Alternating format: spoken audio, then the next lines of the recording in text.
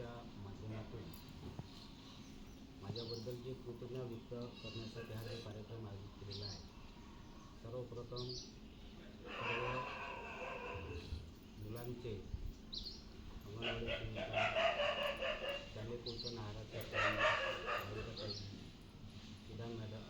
सुदाम गारकाबाई, आशा worker, गावातील महिला मंडळ यांचे खूप खूप धन्यवाद. आता या शाळेची जे उद्देश आहे तर सर्वांनाच माहीत आहे की 2006च्या अगोदर गारकाबाई तो काळ पाहिलेला आहे की ह्या शाळेची एक पोटासारखं काम होतं. म्हणजे केव्हाही यांनी केव्हाही त्यांनी म्हणजे मुलांबद्दलही आदर नाही, गावाबद्दलही आदर नाही, याचं चाललं जायचं, काही घेणं नाही मुलांसोबत, शिकले का नाही शिकले. आणि मॅडम त्याच्यामुळेच आपलं गाव मागं आहे.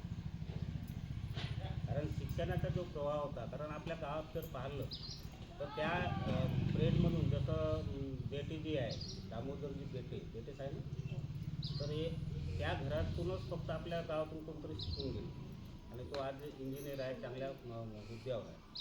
त्याच्यानंतर प्रमोद बेटे आहे. या असे व्यक्ती काही चांगले शिक्षण घेऊन बाहेर पडले, पण त्याच्यानंतरच्या पिढ्या मात्र आपली शेती आणि वाडी याच्यातच गोवल्या गेली. कारण त्या पद्धतीनं त्यांना शिक्षण मिळालं नाही किंवा त्यांना मार्ग मिळाला नाही किंवा तशीच म्हणजे मार्गदर्शन करणारा व्यक्तीसुद्धा मिळाली नाही. आणि त्याच्यामुळे भरपूरसे विद्यार्थी आपण पाहतो तर आपल्या गावामध्ये जास्तीत जास्त ते इथंच आपलं कुटुंब आणि हेच आपली दुनिया असं समजून इथंच आपलं त्याच्या शिक्षणाचा उपयोग तो सांभाळ करू शकले.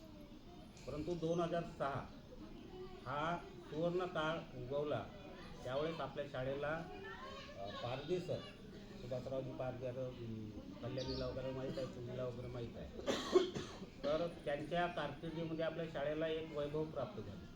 आपल्या शाळेला म्हणजे अशी अनमोल अशी देणगी मिळाली. आणि त्याच्यानंतर 2007 ते 2018 या कारकिर्दीमध्ये मी परसोडा शाळेला होतो. आता परसोड्याची जे माती मी नेहमी म्हणतो की माती ही खूप सुपीक आहे, माती सर्वच ठिकाणी चांगली आहे. असं काही नाही का बाबा परसोड्याचे मुलं हुशार आहे, उदापूरचे पोरं गब्बू आहे किंवा वळकीचे पोरं हुशार आहे, कारवणचे पोरं हुशार आहे, असं काही नाही. कारण तुमच्या मनामध्ये जिद्द पाहिजे. जिद्द जर राहिली तर आपण काही बनू शकतो. आणि परसोड्याच्या मुलांना त्या पद्धतीचं मार्गदर्शन मिळालं तर आज माझे विद्यार्थी परसोड्याचे आज चांगल्या याच्यावर हुद्द्यावर गेले.